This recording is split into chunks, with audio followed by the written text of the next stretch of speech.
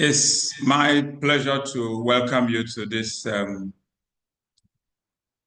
very important session on a very bright day. And I want to demonstrate gratitude to God for the opportunity He has given all of us to see a new year, a brand new year.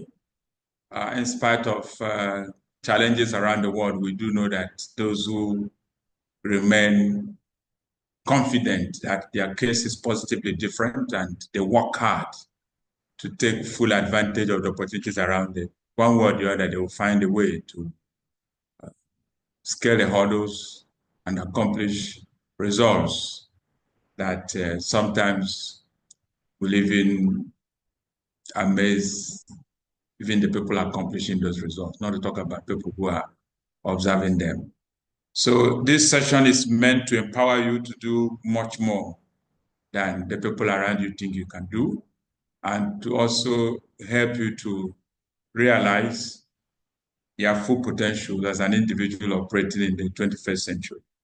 There is so much that we can accomplish today, but when you surround yourself with people who see only that which is not working, whether it's in Nigeria or in the UK, Canada, US, or any other part of the world, you keep thinking that things are very terrible. If you are very religious and you hear about what's happening in Gaza, war in Ukraine, they are likely to conclude that the world is about to end. But those two hotspots in the world may not be proof that the world is about to come to an end. So if all you do is just sit down and wait for the day the world will end, you might discover that 20 years down the line, you are still waiting for the world to end and it hasn't ended. Because if you're a good student of history or you do international development like some of us do, what you will find and come to terms with is the fact that the world is more peaceful today than it was 400 years ago, than it was even only 100 years ago. So the two hotspots in the world may not be proof that things have gone terribly worse than we have ever known them in human history. And that is not to say that the world may not end tomorrow. Only God can prove what tomorrow will become. But I know that in the 1940s, one of the religious organizations in the world did actually predict that the world was going to end before the year 1950. This is year 2025. The world hasn't ended. So don't sit down and keep waiting for the world to end. I think that the smart thing to do is to ask yourself the question: what am I not doing right? What are the opportunities that I can take advantage of? What am I grappling with that I can get other people to help me to resolve? Am I seeing as much as I should see? Do I need a new lens? The answer may be yes. So what we hope to give you within the time we are going to share at this conference is to give you definitely a new lens with which you see what is going on around the world, and become one of the top 1% of people in the world who see more of opportunities than the problems that we find in the world around us. So with those preliminary remarks, I want to welcome you formally to this amazing year 2025 get together. It's meant to give opportunity to people who have been associated with me for quite some time, or those who recently got to know me, to learn a few things and take full advantage of the platforms we have created. I've been in the education space, in the manpower, human capital development space for about 4 decades, and God has helped me to be used, by Him to help a lot of people. I think as we speak now, millions of people have benefited from the work that I have done over the years graciously. And so many of you have already benefited from some of the things I have done. Some of you will be benefiting for the first time. Hopefully, you become agents in the hands of God to also go out there and make other people happy and empower them to do as much as they have gifts for.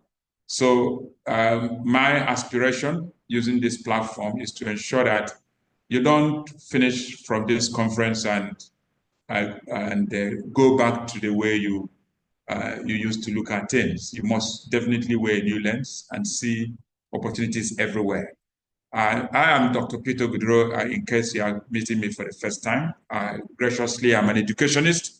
I trained in England. I do have a PhD in education, specializing in attitude change, diffusion of products that make the world we live in a much better place.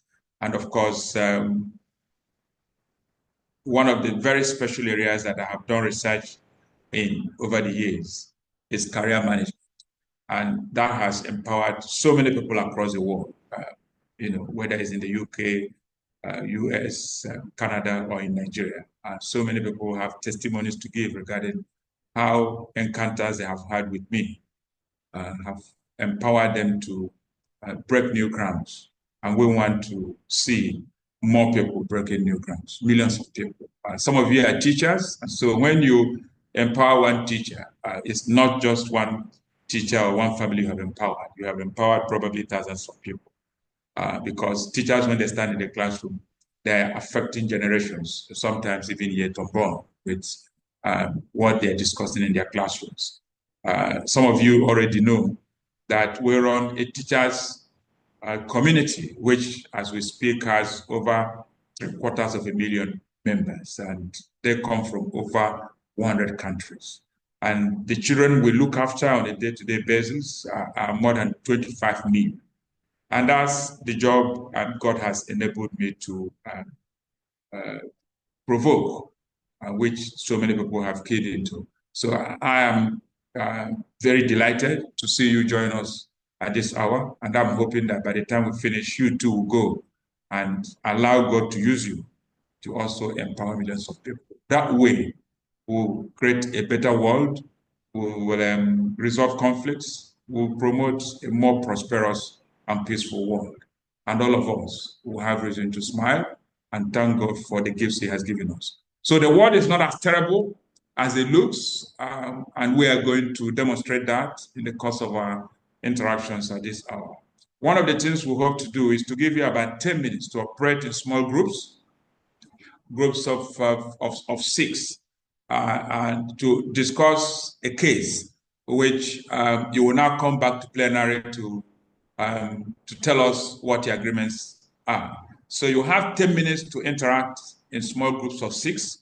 I will tell you what the case is, and you will nominate one person from your group of 6 to take notes and present your submissions, your conclusions as a group to plenary when all of us return to the main group. And I will now stand on that to give you the principles that will help you to agree with yourself or look at your submissions with a new lens so that we can make the best use of this evening. Because a lot of human suffering is associated with people believing what may not be true. It doesn't matter for how long you have believed that, because those of us who do research know that significant human suffering is associated with the fact that people know certain things.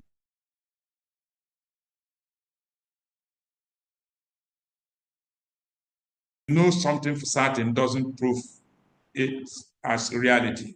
Evidence may be contradicting what you have always believed in. And as a teacher working in classrooms, I've seen this over the years, where people have done their job in a particular way for up to 30 years, only for them to get to the classroom and present evidence, and they discover that they have experience, but their experience is not founded on scientific evidence, and that's why they have been suffering. Once they drop the wrong assumptions and pick up knowledge that is based on scientific evidence, they discover that what they have been struggling for 30 years to accomplish, in only sometimes 1 week, they will accomplish much more than they have tried to accomplish over a period of 30 years. And we are going to see how that works out in your own life beginning from now. So welcome once again, and I have to go with you now to those syndicate groups. I will come in and also listen into your conversations and see how it's going. So it's okay for you to volunteer to be the secretary of your group so that you can take notes and present your submissions to plenary. And we will now use that as the basis for the rest of the conversation so that everybody leaves this meeting thanking God for having the opportunity to participate. So please pay attention so that you know how your discussion will go in your various groups. You are going to have 10 minutes to discuss in a group of 6. And that discussion will last about 10 minutes. The first 8 minutes will focus on looking at the different sides of the story and coming up with advice to a particular individual. That person is a case that is real, but we are not going to provide the person's name so that you don't use it to abuse him when you see him in the street tomorrow. But that case may be similar to where you are standing now. And when you come back to plenary, we'll tell you why there's so much human suffering, especially in this part of the world, in Africa, where people make a lot of assumptions and assertions that have no basis in reality. And they can fight to finish, arguing without knowledge, without scientific knowledge, just because that's what they were taught in primary school or secondary school or even in the university. The type of education we have received in this part of the world makes us believe that our professors probably have always got it right. But we know that what we were taught in the university only last week may no longer be reality because new evidence born out of research might have nullified. So I tell you the case now, and so you are going to advise that person, but as you're advising that person, also be reflecting on it and asking yourself a question. If you're that person, will you take this advice aside? I bet do make a deliberate effort to do so. So in 8 minutes, finish your conversation so that in 1 minute, the secretary will be able to make up his or her mind on how to present their submissions to the whole house. So the case is that of a young person. He's approaching 30 years old. He is not married. About 4 years ago, he earned a first-class degree in mathematics. He did Bachelor of Science in Mathematics from a university in Nigeria, made a first class in it, and discovered that well, he wasn't quite sure what he wanted to use mathematics to do at the time he enrolled in it. You know, that jumped in where people want to do engineering and they say, well, there's no space and what is available is mathematics. So he goes in to study it and discover that, he really likes it and he's good in it. And so he finished with a first class and asked himself the question, what next? And somebody said, well, if you add education to it, you become a teacher and people will want to hire you. So he went to take a postgraduate diploma in education. So today he's a professional educator, at least in terms of academic credential. And he has done the requisite test to become a licensed teacher in Nigeria, which is a test conducted by Teachers Registration Council of Nigeria, TRCN. And he has passed that exam, so he's a registered teacher. He also heard about the opportunity that England provides teachers who are licensed to teach in other countries, including Nigeria. And with that, you don't have to come into England to become also qualified as a teacher in England. And so he applied from Nigeria and also got cleared and given a license to become a teacher in England. So he has qualified teacher status to also teach in England. Now, interestingly, he lives in Enugu, and his average income is 100,000. And obviously, he knows that that is not the kind of money he worked hard to earn a first class for. So he's worried. He's wondering what he should do. Along the line of looking for a way to improve himself, he has gone to study coding, also in Enugu, and somehow when he learned it up to a certain point, the person running the tuition house also recruited him to start teaching other people. But when he puts all the income he makes from all his sources together, including even teaching people coding, he still doesn't earn more than about 100,000 on the average. He has a first class in mathematics. He has a postgraduate diploma in education. He has a license to be a teacher in Nigeria. He has qualified teacher status in England, and he doesn't earn more than 100,000. Now, if he comes to you as a consultant, what will it be? And the two of you are doing a diagnosis to understand what his challenges are. What would you think is why he is standing where he's standing, earning low income in spite of the fact that he should belong in the top 1% of income earners in the world? So that's what you'll be looking at for 8 minutes, and you come back to plenary. One person in your group will have to share that with us. So we are putting you now in groups of 6.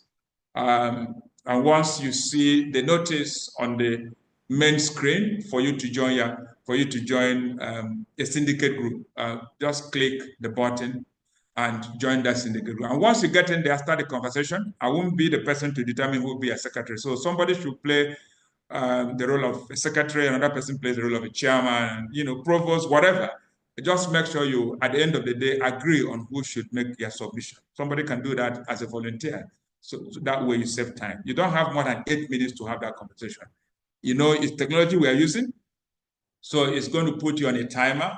And once your 8 minutes are over, to get into 10 minutes, it will bring you back to plenary. And then we'll ask you to tell us in 1 minute. Whoever is the secretary must rehearse so well that you must be able to make your submission in 1 minute. That's very important. Yeah. So we are putting you in syndicate groups. So click now to join your group and start the conversation. I might come in to look in. Click to join your group.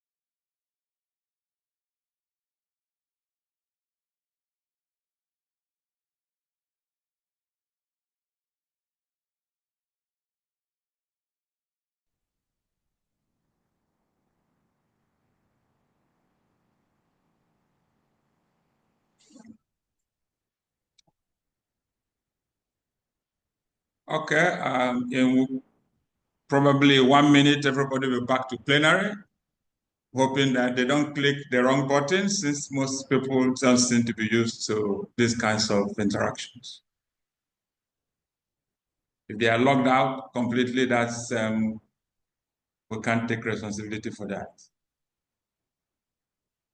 All right, welcome back everyone to plenary, and let's, I think we had about 5 groups.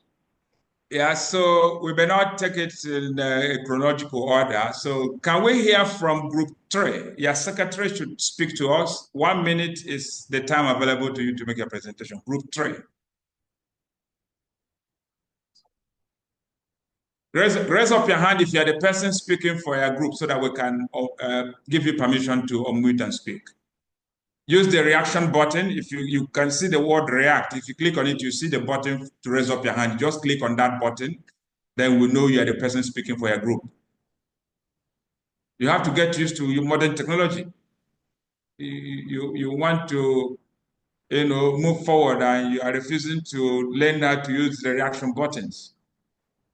All right, Christian, you're the one speaking for group 3. That's all right. So you are muted.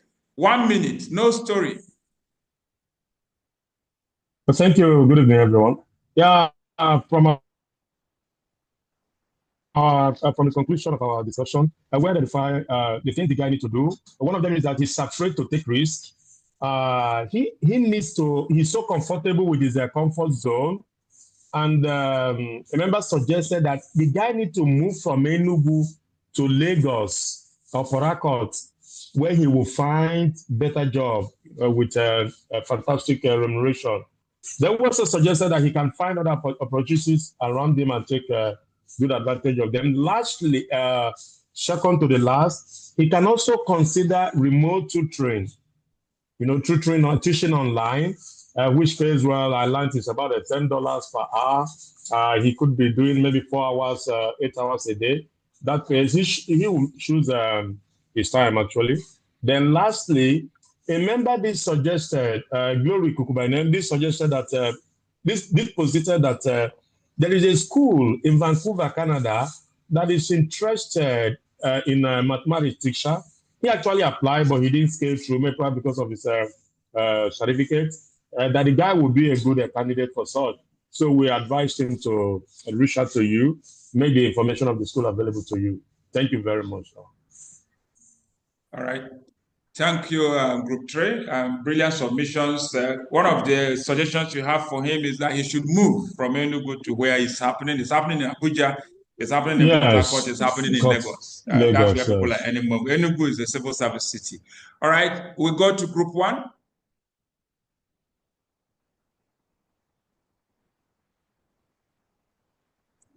Group 1, you have to raise up your hand if you're the person speaking for Group 1. Use the reaction button to raise up your hand. Then, okay, Oyetoso Modupe. Yeah, I can speak. All right, sir. We concluded that first he has to change his environment. Then he needs to come out of the euphoria that he's carrying a first class, because he believes that with first class, job should be looking for him rather than him looking for job. But he's actually looking for a job in a wrong environment. So he needs to change his environment, and then he needs to launch out. Even when he changes the environment, it may not be as easy as he expects, but he should be ready to go all the way and be ready to go through, so that he will be able to make impact and then be able to explore and break through to be what God expects him to be. Okay, thank you. So what you have added there in a significant sense is that he also needs to change his mindset. So the idea that he has first class may make him to just sit there and think that the whole world will come to him. Having a first class, yes, it's just a credential. He still needs to acquire communication skills. He still needs to learn how to promote himself. He still needs to reach out to people who are doing the kind of things he wants to do. Learn from them, make friends, get to places where the jobs are. You don't sit down in one place, as Ernest Okonkwo of those days will say, and watch a moving masquerade. Thank you, Group 1. We go to Group 5.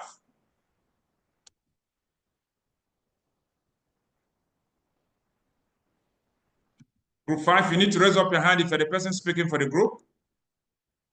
And we expect that all of you would have agreed on all of these issues before arriving here. Very quickly, 1 minute. Okay, Group 5 is struggling to get their secretary to raise up his or her hand. Let's talk to Group 2. Group 2? All right, Emmanuel Ajibade, Group 2. Good evening, everyone. Thank you again for having us here. And thanks to my group for giving me the opportunity to present our points. We seem to agree with what the other groups have said. And the only addition from our group is the fact that he needs to repackage himself. He needs to talk to professionals. He is making a lot of assumptions that he knows what to do because he has a first class, and he needs to have that change of mindset that just acquiring the first class is actually the start of the journey. And one of our group members, Mr. Olawale, suggested that there are specialty teaching pathways that he can explore that could give him the opportunity to teach in international exam subjects like IGCSE, and some of those subjects that the demand for specialty teaching is quite high in those subjects. And then basically he should network and talk to professionals, and he should somebody also suggested that if he is on the Global Citizens group, that might benefit him a lot, and that exposure will give him a lot of advantage when it comes to improving his career, basically. Thank you very much, sir. Excellent. Thank you, Emmanuel. Emmanuel, stay on the call because I'll come to you very shortly with some questions. All right, so we go to Group 4.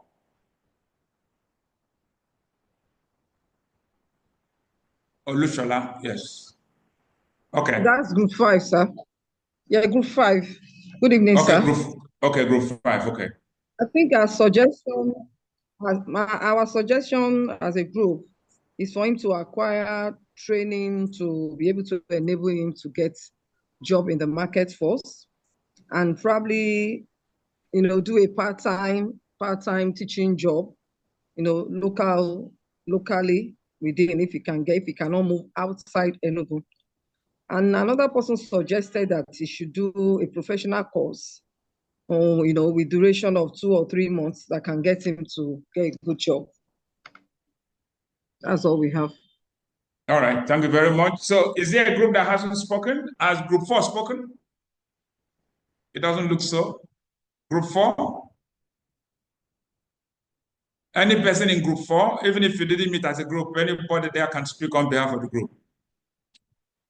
It looks like that's the only group that we haven't heard from.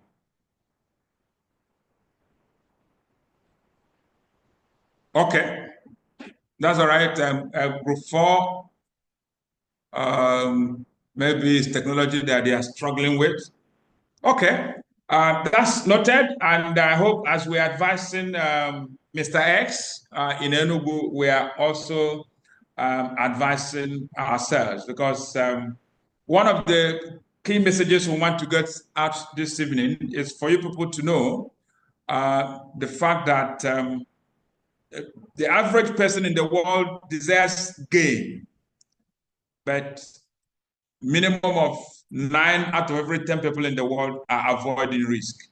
So people take the first step towards anything only when they have 100% of their questions answered. They want certainty. Nobody wants uncertainty at any level. And the reason why only a few people are able to set up things that thrive and remain sustainable is because those people who set up the things that have made our world an interesting place, who give us electricity, who have created Facebook, Google, Yahoo, Microsoft, they are people who didn't have all the answers before they stepped out. When Bill Gates went to IBM and they said they needed something, Bill Gates didn't have 100% of the answers to the questions that they were asking him. But he said yes, and then went to look for the answers. So we have to all learn to say yes more than we say no. So if we can increase the frequency of our yeses, we are likely to discover that things will get better for us. A lot of times, comedians have the tendency to crack jokes using Igbo people who do trading in different parts of the world. What does the average Igbo trader do? He is selling, let's say, bottled water. And he has, there are 10 brands of bottled water. He has 9 of the brands. He doesn't have one. And that one he doesn't have is the one that the customer needs. When the customer shows up in his shop and says, I need brand Y, which is not in his shop, what does the regular Igbo shop person selling bottled water do? He doesn't say, just sit down there and say, I don't have that bottled water. He says, give me a few minutes, I will get it from the other shop. Now, we are not encouraging you to tell lies. You have to find your own way of saying yes without telling lies. And those things are possible, really. If you ask a person to just, have a seat and probably provide a person a drink and say, just give me 1 minute, I'll get your water. You don't have to tell lies. The average person, if it's an album you have or whatever you can use to keep the person busy while you're locating what the person is looking for. So he goes to his neighbor's shop, picks up the water. If that water goes for 250, he asks 20 naira to it and offers it to the person for 270. So 20 naira it goes into his own pocket. That's because he's willing to try. He's willing to, say more yes. So all of us who are not traders, who are in paid employment, or who are trying to start businesses should learn to develop that interest, that willingness to say yes, rather than be quick to say no. Because if we want all the questions we're asking to have answers before we can step out, we are never going to take any step. The case is more critical if you're a teacher, because as teachers, by our training, we like students who are always giving us accurate answers. But we know that in the real world, no matter how brilliant you are, you would never get accurate answers to all the questions you're asking. So no matter how well prepared you are for a journey, what you will find is that you will still make mistakes along the way. But you can't, because you want to avoid mistake, refuse to step out. As you make that mistake, you learn from it. Those who have done the research in the field of success, they have come to know, and they are communicating this loudly, to the effect that the difference between success and failure is not that huge. There's a thin line between the two. Success has a way of resulting in failure if you're not very careful how you manage your success. And failure has a very good chance of leading you to success if you know how to think through, asking yourself the question, why did this not work? The average Nigerian, especially if the person goes to church regularly, is very good at talking about Thomas Edison, who every time he tried to get his incandescent light, he said, well, when people laugh at him and think he has failed again, he says, no, I have not failed. I have only discovered how not to do it. So failure, every time you miss it, you are progressing closer and closer to your destination. But you see, we are not necessarily asking you to just launch into the deep without some level of clarity. Before you launch out in the form of experimentation, exploration, you must first establish that what you are launching into is an area where you have a calling. Don't go in there because everybody's going in there. Don't go into teaching math because everybody's teaching math. Don't go into selling granite because everybody's selling granite. You must first answer the question, is it my calling? Do I have the best skills in the area? Those who have done the research are telling us now, using research evidence, that if you are going to be very successful, then you must make sure that you are working with data. Work with data. We are not very good at working with data in Africa. So a lot of people just say, computer science is what is selling now. So somebody who doesn't have a natural flair for computer science, is not very strong in mathematics, in calculations, and is not detailed, he goes and starts learning coding. Whereas if he goes to probably learn how to write scripts, he can perfect it in only 3 months rather than trying to learn coding, for donkey years. So make sure that you are moving in a direction where you have truly competitive advantage. Economists talk about monopolistic competition. So you are competing with people, but you are not really competing. You are in an area where you are more or less alone. You are the big man in that area, because in that field you have the best skills, you have the best experience, you have the best location.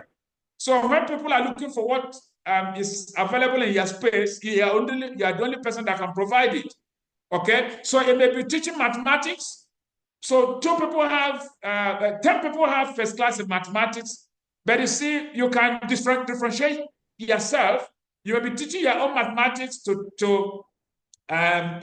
children who are living with disabilities. And you're the only person who knows how to work with children with disabilities and get them to learn mathematics. All others can teach mathematics to regular people, but you can teach mathematics to children who are not able to speak, but who can, maybe through sign language or through playing music, whatever, you are able to get them to enjoy your music. So autistic children, not everybody can work with them. So if you go and get the best of skills in those areas, then you cover that need for yourself, and you tell yourself those are the people you want to concentrate, on working with. So, but don't chase what everybody's chasing. It's possible you studied history. You can, come up with one way of using history, how in a way that other people are not using history. So other people who study history are all teaching history. But you can take your skills in history into research. Any area that looks like people want to understand something about it, you take the skills you acquired from studying history and do the research in that area. You write a small pamphlet of only 20 pages, you push it out there, and you sell it to 20,000 people. If 20,000 people give you 200 naira, each, and these are books with the availability of AI, these are things you can turn out very quickly, without necessarily indulging in plagiarism. So give yourself the leverage. Acquire the best skills in computing. Get a laptop, get a smartphone, set up an office. If you live in your own house, or even if it's a rented accommodation, carve out a small space in your house. It may be your living room, the place in Africa we talk about parlor. In that your parlor, carve out a small space there. You get in there, that's where you sit to make podcasts to people are interested in what you're offering. So a lot of times we are talking to the wrong audience. When you keep talking to everybody, you're not talking to anyone. So 30,000 people may have need for mathematics, but you don't have to talk to 30,000 people. You may be interested in only 5% of the 30,000 people who are interested in mathematics, who have the kind of money you want to earn. Don't worry about the rest, over 29,000. Just limit yourself to just 500 of those people who will give you the kind of money you want to earn, and then create enabling environment for you to teach them to a level that they will become stars and end up in top schools in the world. And when only 5 of your students end up in MIT, that's enough. You can do a story regarding those your students, and the whole world will hear. More people have money who want their children and have the money to take their children to Harvard, to Yale, to MIT. We hire you, and then they will pay you the kind of money you're looking for. Because unfortunately for most people in the world, we think that consumers are always looking for the cheapest product. That's not true. Sometimes when your price is too low, it's an indication that your quality is low. It may not be the truth, but that's how people have, the tendency. People have the tendency to interpret the word like that, and that's why you see the so-called international schools. When you get to the gate, they mount like 10 flags. They have Chinese flag in front of their premises. They have Canadian flag. They have British flag. They have American flag. Probably Saudi Arabian flag. The places where they know people who have money have come from, they mount their flags there, and that. When people see the flags that represent their countries, they move into the place and go and make inquiries. It doesn't mean that the people who are teaching in those schools are better teachers than the ones who are teaching in Anikwaja or Sango or somewhere in Yobe or in remote Babalada or wherever. It's just a matter of carving out a small space for yourself. It's not just about numbers. But a lot of times we think we need to gather the whole world and talk to the whole world before we achieve what we want to achieve. So carving out your niche, small space, and concentrating on it, keep acquiring the best skills in the area is the way to go. And you must be patient as you're moving in that direction. one of the reasons why people suffer a lot is because somebody starts doing something today, and after 2 months, it hasn't brought him millions. He shuts it down. He wants to go and try another thing. That's not how the world works. If you remain there and you keep acquiring better skills, keep researching and asking more questions, and then join groups that give you opportunity to ask questions and learn from people who have tried what you're doing, and they tried it for many years, learn from their mistakes. Now they can shorten the number of years you have to, do trials before you perfect what you're doing. So get involved and stop getting involved in groups that tell you only what is not working in the world, only what is wrong with Nigeria. Nigeria is a fertile ground. I deliberately encourage people to travel abroad, and some of you who are on this call this evening are abroad because I encourage you to. But I also know that we must bring a balance to that, really, because you can live abroad and also live in Nigeria. That's where the world is now. I live in many countries. I'm in Nigeria. I go to several other countries to do presentations, and I come back here to also do presentations. So we don't live in a world where it must be either or. So it's a beautiful world now. Nigeria, in spite of all our challenges, where is a country where per capita income is just about $2,000, but it's a country that is going to become the third largest country in the world in just 2 decades away. Really, by 2050, Nigeria would have overtaken probably Pakistan, would have overtaken Indonesia. Or so, would have overtaken America. America today has over 300 million people. We are under 250, but we are going to overtake America in just about 25 years' time. So Nigeria is a country that has large population. The only challenge we have is that population is not very empowered economically. But Indomie, which is produced by Defy, is here, and they're making a hell of money on a daily basis. Dangote is the richest black man on earth. He made all that money, over 80% of that money he made in Nigeria. Now he's branching out to other countries in Africa and even beyond. So if you ask Dangote, he will tell you he wouldn't have become the world's richest black man if he started in America, because he probably wouldn't have had a competitive advantage over other people who are doing the kind of things he's doing over there. So we need to open our eyes. So going back to the guy whose case we just looked at, the smart thing for him to do is to not just stop at he has a first class, just as most of you have suggested. He should recognize that he needs to acquire promotional skills. He needs to acquire skills on how to operate at the digital level. That mathematics he can teach at the digital level, and then be able to teach children in America, in Canada, in Saudi Arabia. And those people don't actually have to be Canadians or Americans. So many Nigerians have jackpot. I hear jackpot has now entered is it Oxford or Cambridge Dictionary? So we can now freely use it. So many Nigerians have jackpot, and they jackpot with their children. And those children are struggling with learning mathematics, physics, and chemistry, some critical subjects. And to get home, people who can come home and teach their children in America, in Canada, in the UK is a lot of money. The people charge on an hourly basis, and sometimes they can ask for as much as $50 per hour. But the Nigerian who is given only $20 per hour will consider himself very lucky and is earning a lot of money. So you can reach out to the Nigerian audience, and some of us have access to some of these people. So you need to relocate to places where you can find people who are sharing the kind of knowledge that you are looking for, that will put you in the kind of network that you get into. So disconnect yourself from all groups that tell you that you can't make it. You can't make it in the UK, you can't make it in America, you can't make it. It's only if you get to Canada where you want to pay permanent residency. It doesn't necessarily work like that, and things are changing. Okay, UK today may be grappling with some economic challenges. Tomorrow they're out of it, and they're creating more opportunities for people, and that's what you're finding. And people hear about Trump is coming to power in a few days' time, and nobody wants to consider going to America again. That's not true. That's not how it works. But Trump doesn't have the power as an individual in America, even when he's president, to stop everyone who wants to come to America from coming to America. That society is not built like that.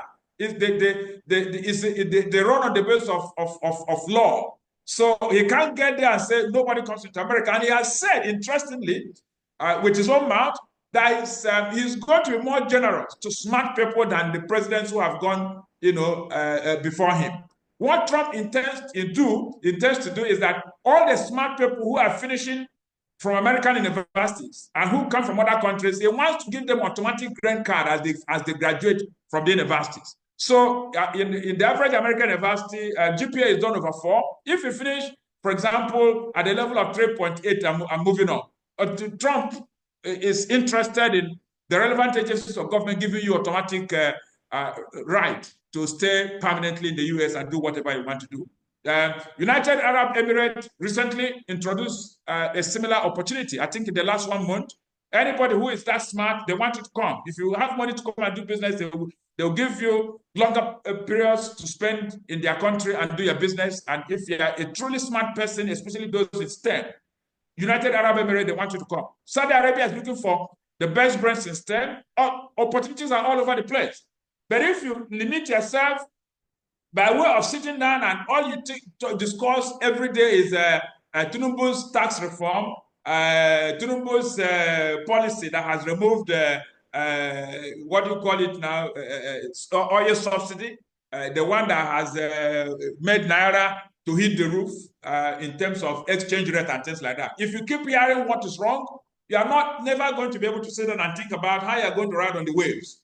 So those of us who do research with respect to success, what we have discovered is that if you watch some films, movies, and you know about waves and people who do surfing, those people ride on the waves. As the waves are moving, they keep jumping on top of it and they're having fun. Whereas people outside who are watching them are thinking that they're about to sink.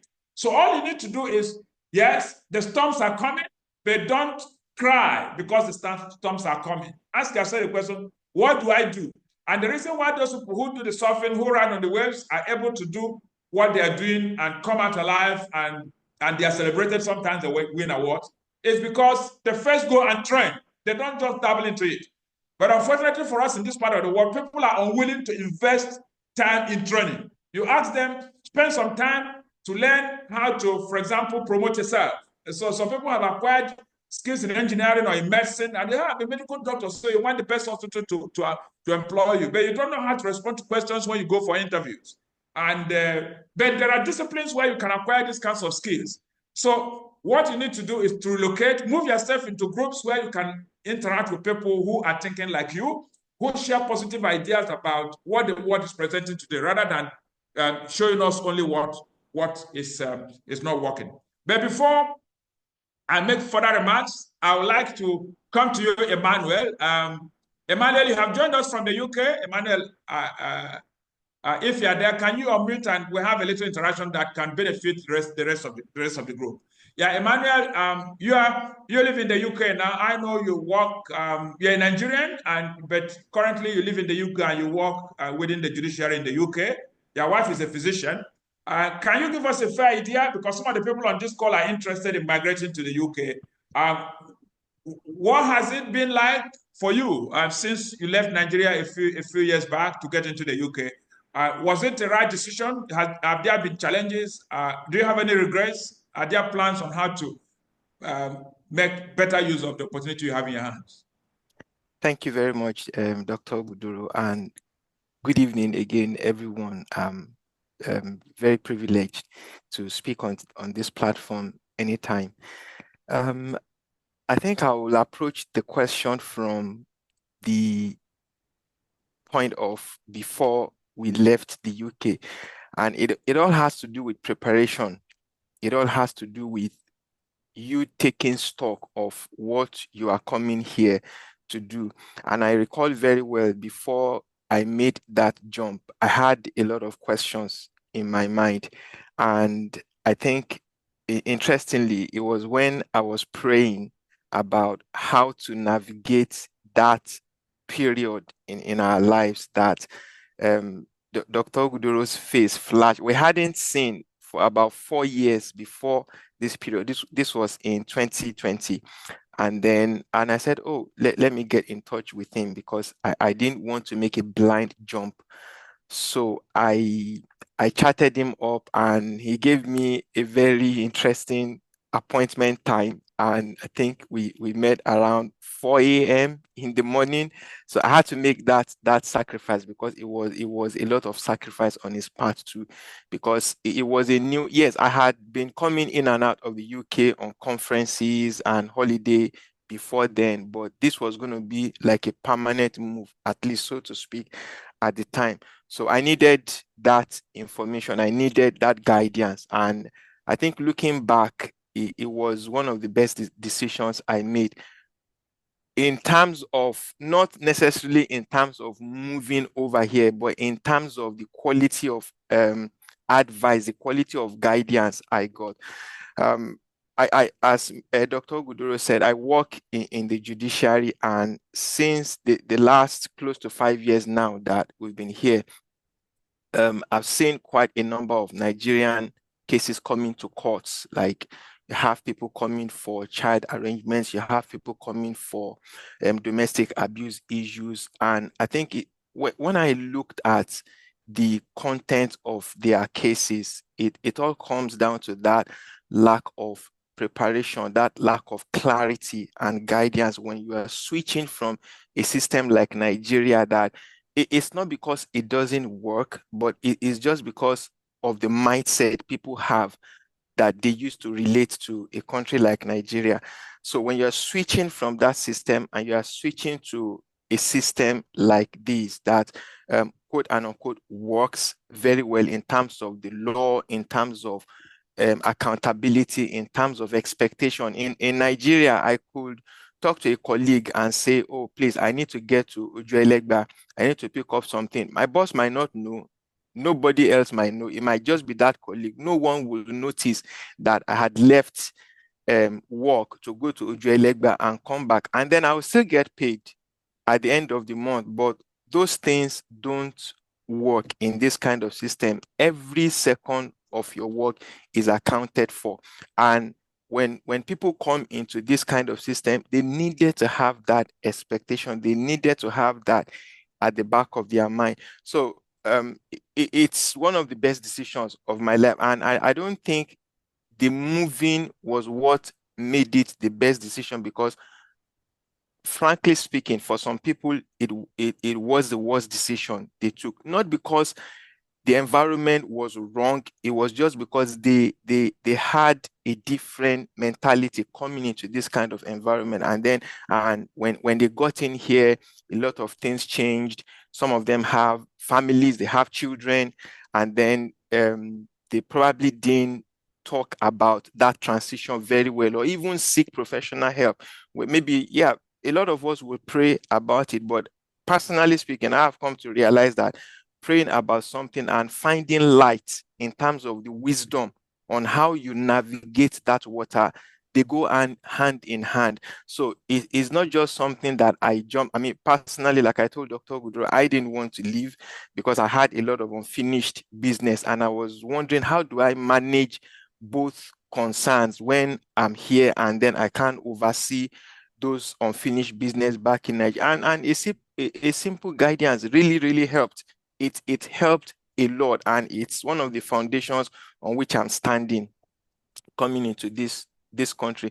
So it's been a fulfilling experience for me being here. The fact that I've had to move in between careers, trying to navigate the system, and then the fact that with some of the things I learned during my professional program, I found getting entrenched in the community. So I got myself involved in the politics.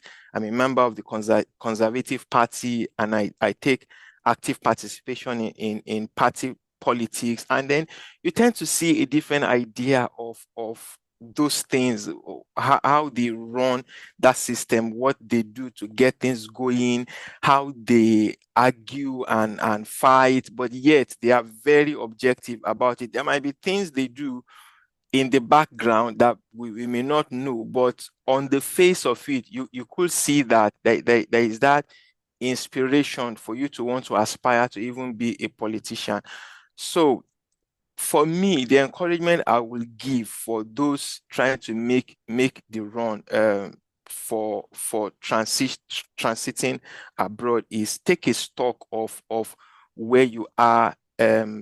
Try to seek professional help after we've prayed, and try to ask for light. And that light, it may come in different forms. It may come in God guiding you to talk to someone about it, trying to find out, okay, we have children, because the truth is, the kind of community we have in Nigeria, where you have the whole community available to you to help you with childcare, to help you with a lot of things, it is very expensive in this kind of place. And that tends to be one of the shocks that people have, especially families with children, when they come over here. That tends to be, maybe for us, it wasn't a lot of issue for us because we don't have kids yet. So it made things a lot lighter for us. But for those families of one, even families of one, you should think about it.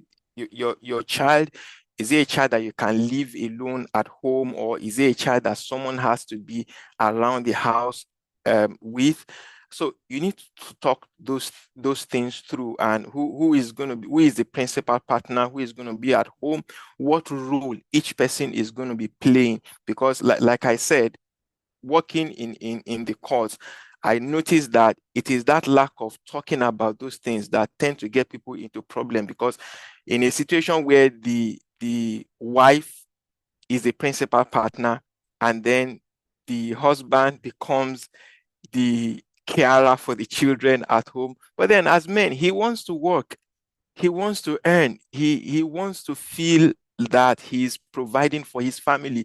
So, and for most of us who are men, yes, we see childcare as a big deal, but if every time he needs to buy something, he needs to just go to a restaurant and he has to ask for money from his wife, you know what that means. So, but if people have talked these things through, I mean, someone like Dr. Ogduru, being skilled in those areas, there are approaches to dealing with those kind. It's not like those issues are insurmountable, not at all. But when people don't make adequate preparation for how they will deal with them when they get here, okay, for how long am I going to? So people go in and then they get frustrated because they come in today, and then because they haven't talked those things through, they want to start working immediately, and then they get a childminder. All of the income of the family goes into paying salaries for whoever is taking care of the child. And then maybe the man has to give up his work, come back home, take care of the children. And so, but if people have been able to talk these things through, and that you know how much the wife is going to be earning, and then you know what role you are going to be playing as the man. And it could even be the other way around, where it's the man that is the principal partner, and then the wife is the one sitting at home with the children. Of course, eventually after some time, she too wants to earn. She wants to be able to send some money back to Nigeria and all of that. So it's a beautiful thing. Trust me, this environment is having, I work with 4 senior judges, and it's been fulfilling, talking to them, learning from them, seeing how they manage cases in court, seeing how their judicial case management skills and all of that. It's a completely different system from what we have in Nigeria, but that doesn't mean we don't have the potential to even be better than this system because of the nature of our own kind of community system. Because in Nigeria, the community trains you, the community trains a child. In this part of the world, it is not the community. You don't just talk to a child anyhow. But in Nigeria, your father lives in Oshodi, and then you go to Ojuelegba. Somebody that knows you in Oshodi can challenge you and say, does your father know you are here? And you will be so scared because you know that, please, Emma, so they don't know. And then the person will call. If you say yes, they will pick up their phone or somewhere, call your father. This guy is here and he says you know about him being in Ojuelegba. You know you are in problem in the first place. So, but here you can't do those things. Here you have to be careful. Even your own children, how you train your own children. So that's why I said we have the potential to be a better society if things work. So if we have the opportunity to come over, please take it, but make adequate plans, and don't take things for granted. Don't make assumptions that, oh, you don't need to have all the answers. Really, you don't need to see the big picture, but have enough information for you to at least start your life when you make that transition, and you pick all the other things along the way. Once in a while, if I run into issues, I still talk to Dr. Ogudoro about it and say, okay, I need guidance in this aspect and all of, and then he tries as much as possible to be available to help. So it's a continuous thing, but if you have the opportunity to make that move, make the move, but make it wisely. Understand what you're coming into, but it's a very rewarding system. I feel I'm in a better place than where I was 5 years ago, having traversed a number of job opportunities. So I feel I'm in a better place, and the fact that the people I meet on daily basis, the things I learn, I'm happy I made that move, but I'm happier that it was a well-informed decision and not just something that I run into blindly. Thank you very much, Emmanuel. Excellent contribution there from you. I hope we are all able to take full advantage of it. You talked about, professional, training where you got some knowledge, background, and skills that are helping you. What kind of base of knowledge and skills are you referring to? Okay, I think to start with, just off the top of my head, the confidence that the public relations training gave me is a major foundation for my professional development and achievement today. I remember when we were in class a few years back, and we had this conversation, and I think I mentioned something along the lines of, if you, for the Christian brothers amongst us, you will understand what the Bible calls the fruit of the Spirit.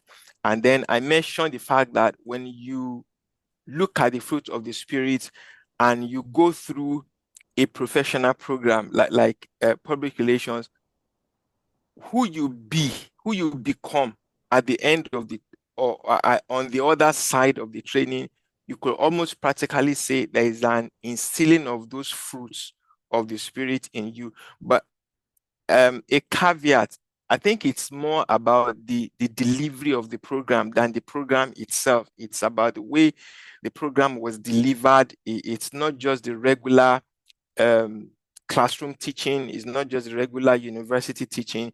It's holistic. So my it's a lot of things. I'm trying to find the words to use to describe it, but it's a lot of things. But the most important thing for me was the professional confidence that program gave me, being able to raise my head high, being able to, a couple of occasions I've had opportunity to speak with the prime minister, the former prime minister of the United Kingdom, and it all stemmed from that. It all stemmed from the fact that, okay, that exposure, it gives you a kind of worldview where you don't feel second-rated. That is one thing that program does to your spirit. You don't feel second-rated. The fact that you live in the UK, or you live in Canada, or you live in the US, you don't feel like you are second, or you don't feel like there is a rivalry to what you do, because there is this authority that training confers on you, especially if you know what you are doing when you go through the program. And I don't want to say you take it as a matter of life and death, but if that program also goes through you and you have this holistic interaction with the program, that is what it does to your spirit. You don't go anywhere and feel like when HMRC sends letter, you are scared.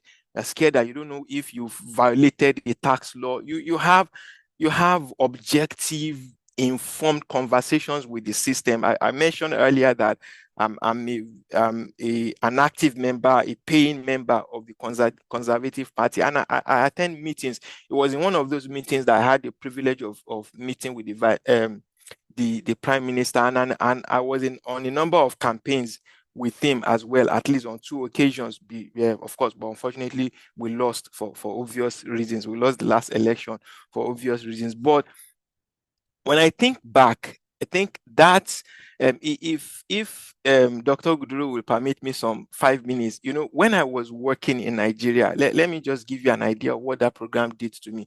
So when I was working in Nigeria, I was working in an engineering company, and I started in that company as a cleaner. It's in Oshifila. It's a 4-floor building.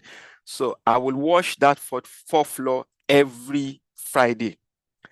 But then I was just wondering, okay, I needed to improve myself. So I heard about this profession, public relations, and I started. And some of these things I learned from that program was the fact that, okay, I didn't have the resources to send myself to school. I didn't have the resources to send myself to university education at the time. And one of the things I learned from that program was, okay, at the level I was, with the resources I had, what was the best education that I could afford at that level? Sometimes the best education I could afford was a book on the best minds about how to clean. And I will pour all of those resources into that. I'll do the cleaning so well, and the boss will say one day, oh, you're doing a great, and then some things will happen. Maybe we have international visitors in the company, but because I was learning some other things alongside the cleaning, I would just do some things, and the boss, so you knew how to do this. And then I was taken away from cleaning. I was placed in the front desk. And as I moved higher, I would look at that level I was again. What am I doing now? Okay, I'm a front desk person.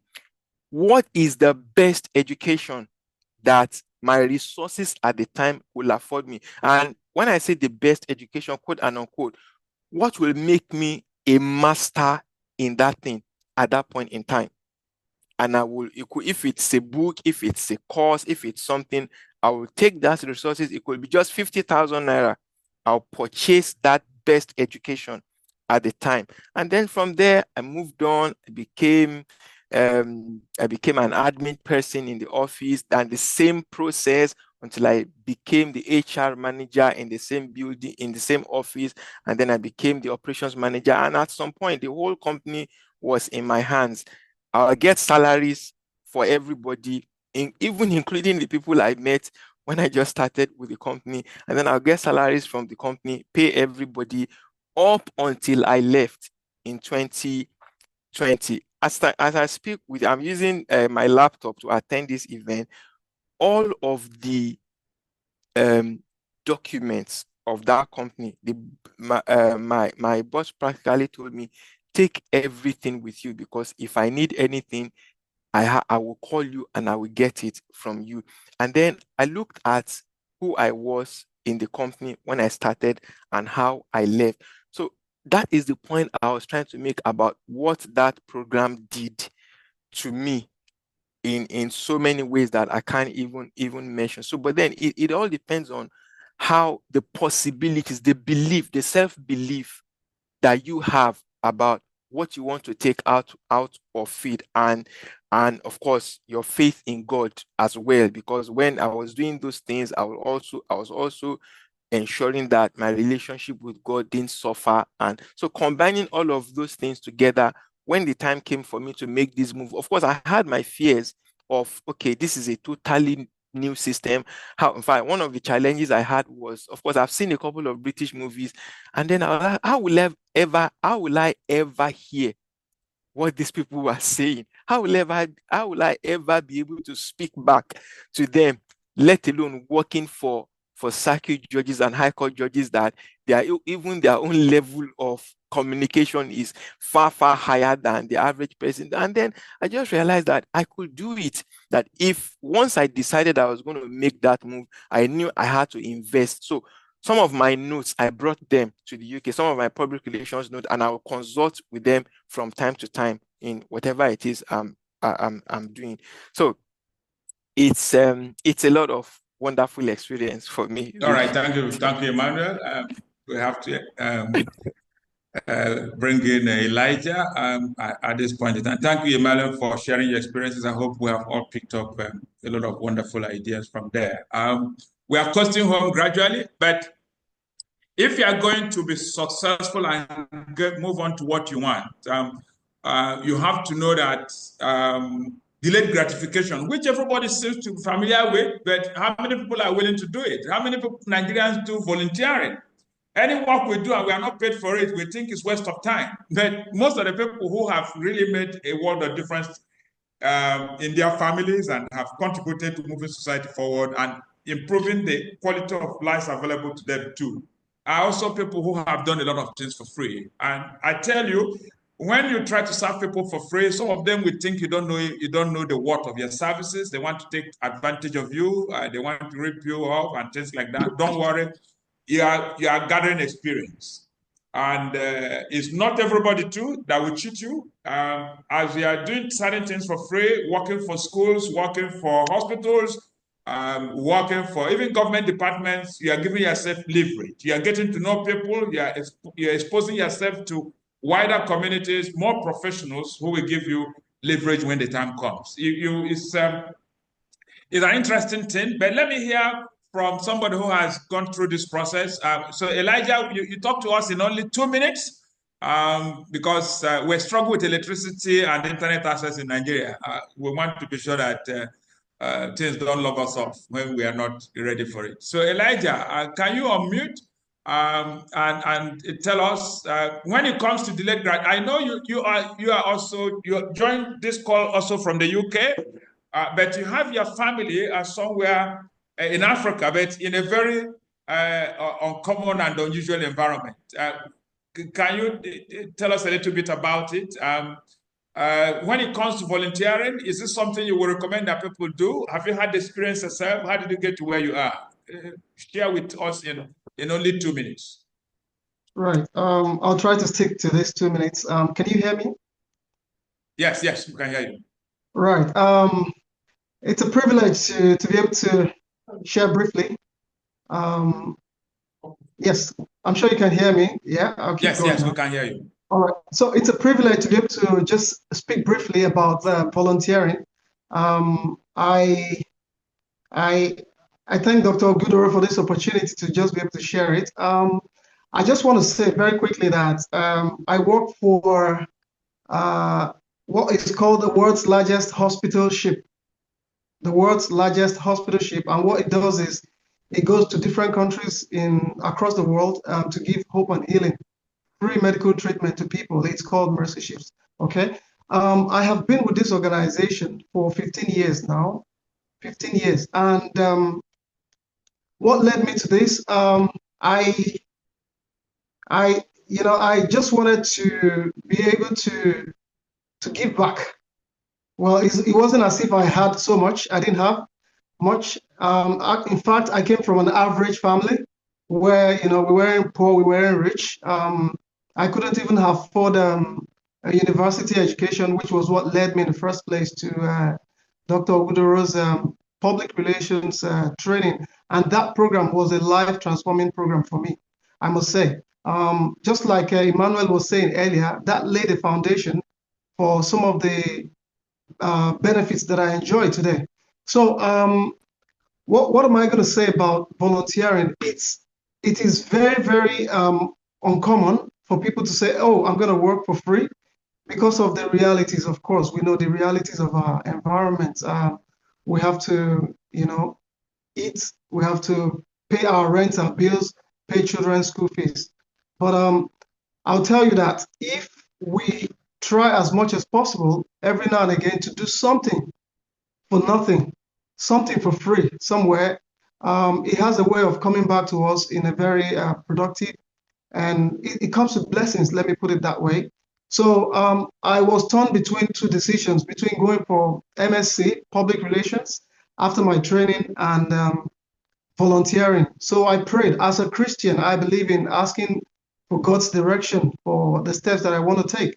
I prayed about it, and I felt God was saying, okay, hold on with your studies. You get the qualifications, but why don't you volunteer? And that's what got me into Mercy Ships.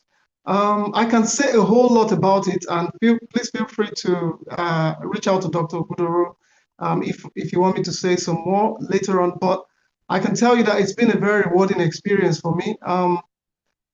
It's just like when the Bible says that seek first the kingdom of God and his righteousness, and every other thing shall be added unto you. That is practically what I am experiencing. I'm fully funded to be in the UK. For the past 5 years, I am in and out of the UK, and of course to the America, to many parts of the world, just by obeying the voice of God in volunteering, in serving. So all I'm saying is, it doesn't matter what your religion is. Please find time to volunteer, to do things for people that you wouldn't even be paid for. Sometimes it's just fulfilling. Find an NGO, find orphanages and things, or just find a school.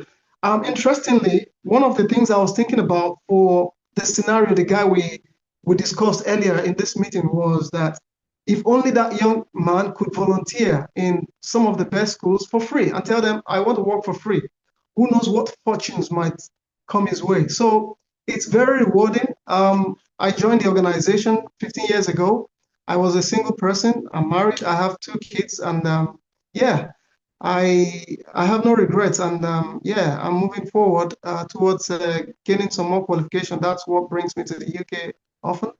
And yeah, so yeah, just want to encourage you. Please do it if you have an opportunity. Thank you. Excellent. So this is really nice to hear. Sometimes people have skills and they just want to make money with it now. But the truth of the matter is that if you have skills and you are not reaching out, to people who have need for the problems you can solve, you are not marketing yourself, you are not showcasing what you can do. So whether it's in church, it's in a local school where the school owner, a private school owner, doesn't have enough money to employ people who are at their level in terms of skill, you can volunteer to go and teach there. It's a school that can't afford a competent history teacher. You can volunteer to go and teach there once in a week. A lot of things are possible. Only to those who are willing to ask. I know the scripture talks about seek, you will find, ask, it will be given unto you, and knock, the door will be opened unto you. Yeah. So sometimes I don't think my employer will approve. Have you asked your employer before? And the fact that something has not happened before in your organization does not mean it cannot start with you. I'm talking about the realm, where I have operated in over the years. I have been an employee myself. I worked in NEPA of those days. I worked there for 10 years and then retired when it was obvious that I needed to do more for society. And a lot of things I did in NEPA, those things were happening through me for the first time. And now that I'm also operating outside of the regular public service, I'm also doing a lot of things for the first time. When I returned, to Africa from Europe, after my doctoral program, I wanted to get involved in improving the quality of education available to the African child. And I discovered that governments, especially the protocol officers and those who were serving ministers of education, didn't want me to have anything to do with the minister, because they realized that if the ministers had the kind of ideas that I brought back from abroad, that their jobs would be over. All the loopholes through which they were making money would be blocked.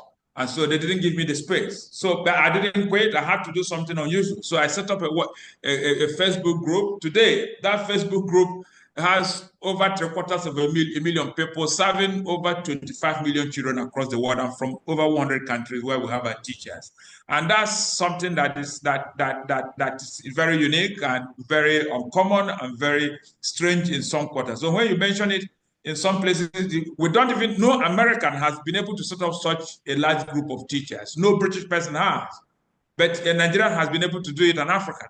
So we should always be willing to break new grounds. And the reason why we're able to do it, because I was willing to set up, we set it up in 2016. And up till now, nobody pays me salary, but I pay people salary to work on that platform on a monthly basis. Really. I spend money that I earn from other sources to try and help teachers to learn new skills and interact with their peers from across the world, from kindergarten teachers to professors in universities. Everybody is learning for free. And sometimes people wonder, why are you doing that? Why are you offering everything, for free? The reason why you have to do it is because if you don't, your skills will also atrophy. And we're all here for specific purposes. God has created us for certain purposes. Really, it's not just to come and build our own houses and ride the biggest cars that God has brought us here for.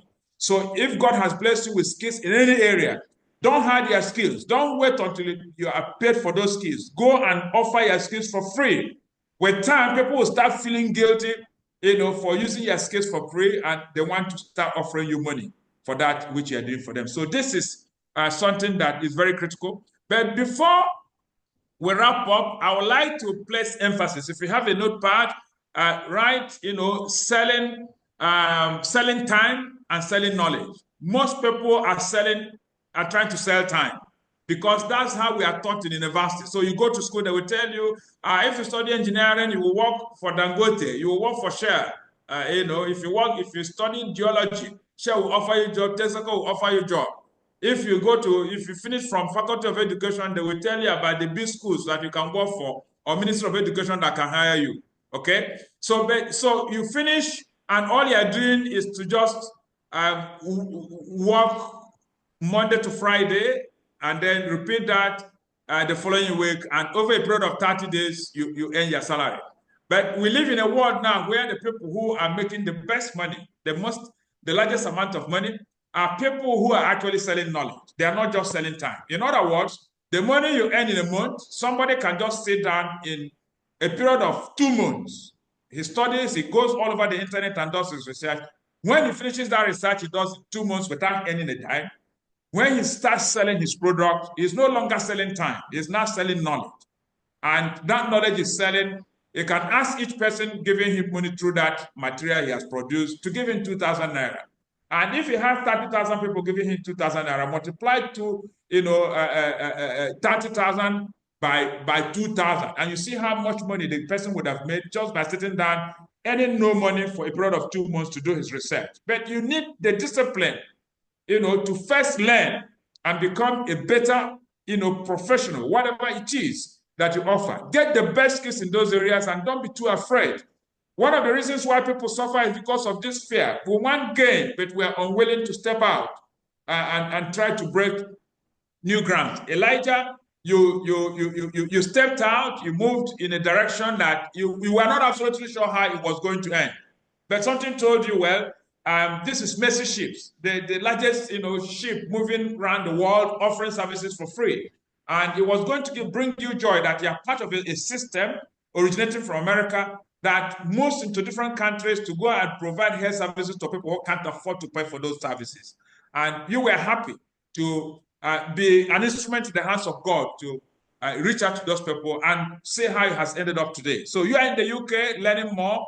Your wife and your children are on that ship where services are being rendered to people who are not at the level of Dangote in terms of money, and getting more or less the same quality of service that Dangote will use millions, to get. And so it's paying off, and your children are getting good education. I interacted with them on the ship the other day. I have been flying airplanes, but I haven't really traveled on a ship. And when you took me on a tour of your ship, I didn't believe that you could have a playground. People can play football on the ship. People can, dance, go to clubs on the ship, have large dining hall on the ship, and they're moving it around countries. So when we hear those things, we think it's film, but it was really, and then different decks, different stairs, first floor, second floor, third floor, all of that moving on the sea. And in Africa, what young people are doing is just looking for how to steal money and doing Yahoo. Whereas their mates have created this long ago, and we are still struggling to even understand what these guys in North America and Europe have created. Why is that so? We need to change our mindset. Let's start serving for free, and life will get much better for us. So I have placed on the table the need for you to see if you can increase how much you know, so that you can start selling knowledge rather than selling time. When you just sit down and be looking for people who you will work for 2 hours and 3 hours and they pay you, and you don't have knowledge that makes you competitive, you don't have knowledge that makes people find you irresistible, when they find somebody who can do it better than you, you are displaced. So I can see you, Elijah, you are in the UK now because you are moving in a direction where you want to become the captain of a ship, where you can move the ship around in the world yourself.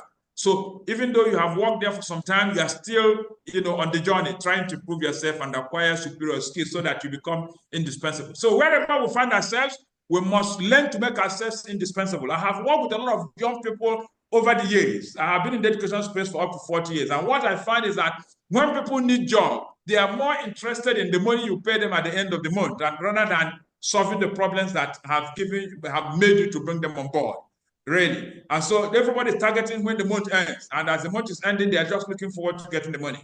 But, the world is looking for people who are more interested in solving problems. So even when the person who is receiving the service is not able to pay, he will recommend it to people who can pay. And that's something that you need to be very careful, to note. In Africa, we haven't started getting it right at all, and that's very difficult for me to sometimes explain. Really, where you give people opportunity, everybody just thinking about money.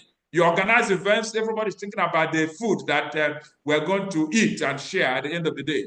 People like us, even when it's my money that is funding events, I don't eat until everybody has eaten. Most of the time, I don't even eat there at all until I get home, and then fresh food is cooked for me to eat because we had to make our guests happy. And a lot of times, the people who you are making happy didn't even pay a dime for it, and you're still carrying that much.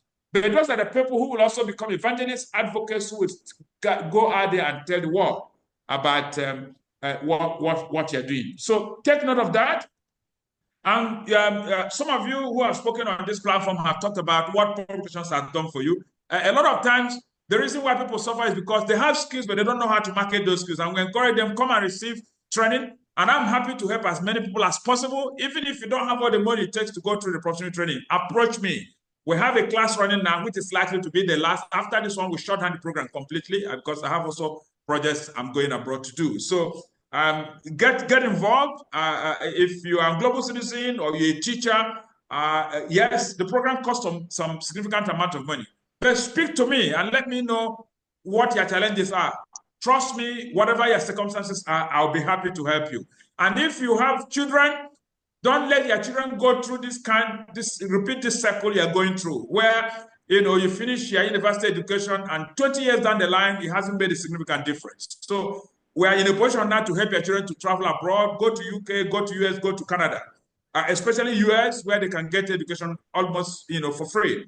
So we can package them to go there and talk to me.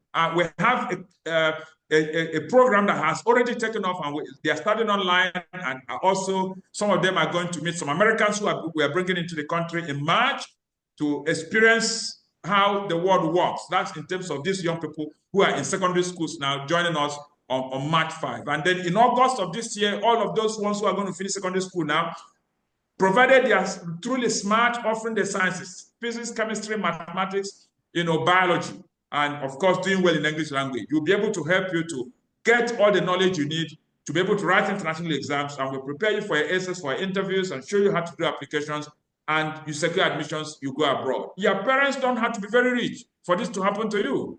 Really, you only need to, ask questions and ask it now. Procrastination, as they say, is the thief of time. There's something called hyperbolic discounting. We have a way of procrastinating because something is going to happen in August 2026. That's when the next class we want to send to America. That's when they will travel out of the country. Because it's 2026 August, you think it's far. So you don't want to start taking small steps today. Acquire communication skills, do your international passport, write IELTS exam, do TOEFL, step by step. Don't wait to do everything in one day. Those of you who are very familiar with the scriptures were told that you should not despise the day of little beginning. When I got to a point and I determined that I needed to go abroad for further studies. The first step was not to go and apply for visa. The first step was to go through training, preparing to write IELTS. And then I wrote it. I didn't travel in the year that I passed the exam. Right? You probably took up to 2 years before I traveled, but it was a necessary first step.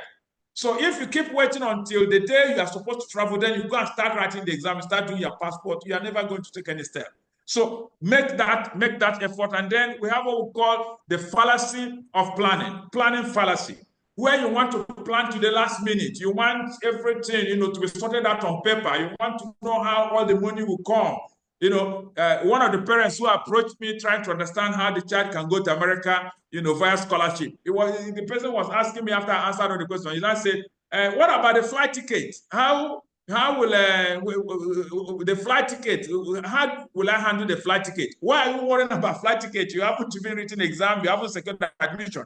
There's no way you secure fully funded, program, undergraduate program in the US, and what will stop you from traveling is flight ticket. Even their community members who don't have money, they will all rally around and contribute to give it to you. And if it comes to that, people like us will be happy. We'll knock on doors and use our network to raise funds for you to go. But everybody wants to sit down there until all the questions are answered. Make the first, after this call, this evening, this interaction, carry your phone by tomorrow, 7 to 9, that's when I take phone calls. Ask questions. Call me and say, you have heard what we said in the course of this conversation. So, but your challenge is this: how can you resolve it? How can you get around it? But if you don't ask questions, you're never going to get anywhere. So let's be careful about the things we are worrying about. So approach us. We'll be happy to help. And remember that most of us are sitting on acres of diamond. I'll share that book on the platform for this group after this event, Acres of Diamond. Some of you have read it, but read it again. You will derive fresh insight from it and finish it within the next 1 week. Don't procrastinate. I read only 2 pages per day, and then you procrastinate and you want to read it over a period of 2 months. Wrong. Finish it in 3 days, because the book can actually finish in a day. It's a very small pamphlet. I'm going to share it on the platform. Read it and give us feedback regarding what you have got from it, and trust that anything you want us to do for you, we'll be happy, to help you to get started on the journey. So on that note, in the next 5 minutes, I'll give a general opportunity for anyone who has a question to ask it, and then we'll call it a day, hoping that you would have picked some useful ideas from this interaction. Any questions? We will unmute you. Use the reaction button to raise your hand, and we'll be able to answer your question.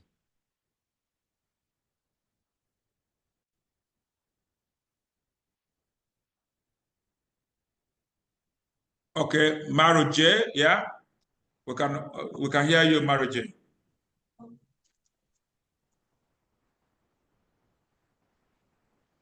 I can see Elijah too wants to ask question. Okay, if Maru J has shut his or her mouth, Elijah, you can ask. Okay, sir. My question is, I know this meeting is for everyone. So some of the people that I have invited, some of my relatives and very close persons, they are not teachers. Some of them are ministers of the gospel, pastors, and worship leaders. So how can they be a beneficiary to these opportunities that you mentioned, sir? Yeah. So for those ones who are not teachers and probably who speak at the pulpit and who are involved in work that benefits our communities, one key skill the average preacher needs, every pastor needs, is publication skill. Encourage them. You know what it means. You have gone through it yourself. It's very empowering. It doesn't matter your discipline, a medical doctor, an engineer, a teacher, everybody needs it. It changes how people preach and how they empower the people who God has put in their hands. So we have a class running now. It's likely to be the last class I will run until maybe another 5 years, because I have projects I'm going abroad to do. So let them approach us. That class will run for just 6 Saturdays. We have already done 1 Saturday, so they need to talk to us. We'll continue the physical training in Ikeja, Denny Jones in Ikeja, as from Saturday of next week. They come in at 9 a.m. and they close at 5. They do it for 6 to 7 Saturdays and they are done. And their word will change permanently. If they have got children and those children are doing well in school and they are in senior secondary school and they are doing well in physics, chemistry, and biology, the smart thing to do is not to waste time trying to give them university education in Nigeria. Let them talk to me within the next 1 week. We have opportunity that those children can benefit from. And of course, They shouldn't limit the opportunity to only their own children. Let them use the pulpit to get the information across. One of the challenges I have seen in Nigeria is that, and this is not limited to only laymen. When I say laymen, those who are not, members of the clergy. I have seen the clergy who hear about the opportunities we provide, like children can go abroad and study on scholarship. They want it to be available only to their own children. You say, let's tell everybody in your church about the opportunity. They say no, they let their children benefit first. When their children graduate, then other people can start hearing. They don't want their children to, to have that competition along with even the people they're ministering to. That amounts to being selfish. That is not how to be a man of God. So when people have information, they should share it. If you're a teacher, share it on the platform of your classrooms. Let other people hear. Don't keep good things to yourself. That's what has helped me. Nigerian teachers, community, which we have on Facebook, we are sharing knowledge from over 100 countries for free to everyone. And they don't pay a dime. The people come there, the first day, they want to start selling something. The person who started it, I don't sell anything there. But somebody joins us this Saturday. He wants to start marketing something there the following day. He has contributed nothing. But somebody set it up since 2016. He doesn't sell anything to anybody there. So let's become charitable, have the disposition of generosity, without leading you into politics. To those who know Tinubu well, they say one of the reasons why he's able to get what he wants is because he's generous to people in his circle of influence. Whether that is right or wrong is not something we want to debate here, but we should take note of it. Politicians who go far, they are generally people who reach out with their substance to the people who run campaigns for them. So let's be generous with the gifts that God has given us and the information we have acquired for free. So I hope that makes some sense to you, Elijah, when you get back to your people. Excellent. All right, so we take that to be the last question for the day, and we program this to end in 2 hours, and we're approaching the top of the hour. In 5 minutes, we'll get to the end of that time. So we will unmute everybody now. If you were able to make it, congratulations. Take the next step. Don't be too afraid. Don't be desiring gain and be afraid of taking risk. That's not the way to go. So take risk now, because tomorrow may be too late. And opportunities are springing up in this country called Nigeria every day.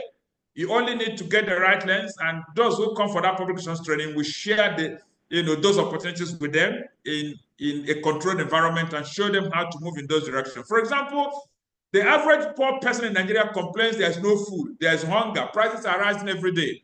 But there are people who are smiling as the poor people are complaining. Who are those people? Those who invest in the stock exchange. The Nigerian stock exchange is booming. Poor people don't know. Teachers don't invest in the stock exchange. They just complain Nigeria is not working. The people who know about the stock exchange, they put their money there. You get 100,000, you get 50,000, you use it to buy stock. Sometimes you discover that you buy stock that is selling for like 17 naira. And in 6 months, it has become 150.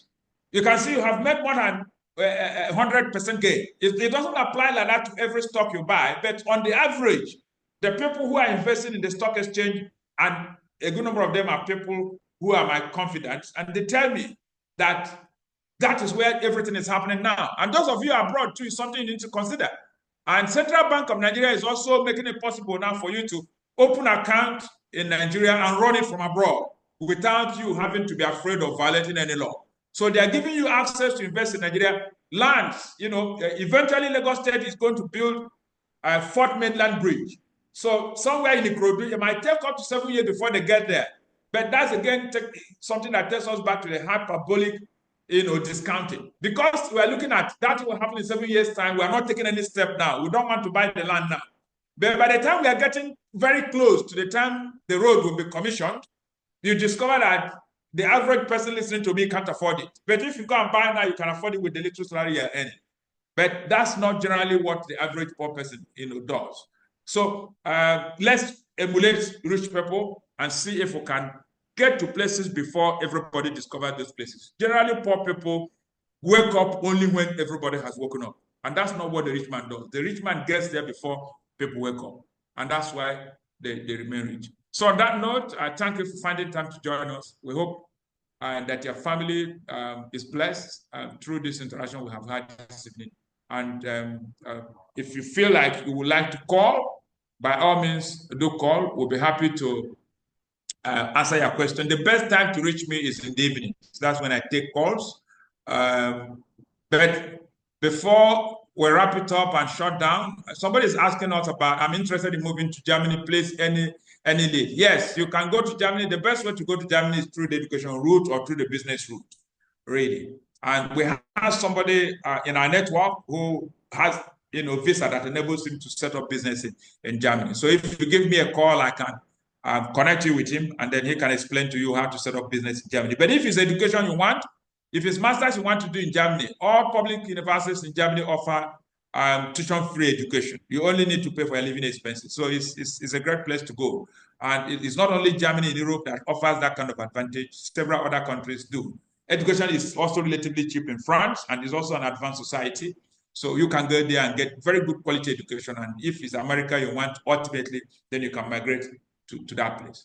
So the world is offering quite a lot. So let's disconnect from places where people say only negative things and move ourselves closer to people who can push us, who sometimes can take, whip and whip us into line so that we can start progressing to where we should end. Yeah, so that is probably the last question I can see there. So what of us, if you teachers that want to jump out to Germany? Okay, I've explained that. If you don't speak German, it may not be easy for you to jump out to Germany. You have to first get in there through education and learn the German language. All right. Okay. So very informative session. I'm already thinking. All right. So thank God you're already thinking. That's Clinton. Clinton, I hope you really do think, because you have a lot of knowledge. You were in banking for a good number of years. You made a first class in mass communication. You have got a master's degree in mass comm. You have a PhD in mass comm. I don't think it's a good idea for you to sit down in Imo State University and call yourself a lecturer. You can make 100 times the money you're making in Imo State just by taking, taking a plunge. Give me a call. We can have conversation and get you started. All those people, young children who are earning $1 million, $2 million every month by setting up things on the internet. You teach them. After you have taught them, they go and set up things and using those things to make money. Why don't you go and take a plunge? You get a microphone. You can write better content yourself. You are very good. Your ability to express yourself in English language is at a very high level. So why are you afraid? Talk to us and let's see what we can get you started on. All right. Okay, so we're at the top of the hour now. Thank you for joining us. May God bless every family that is represented here today.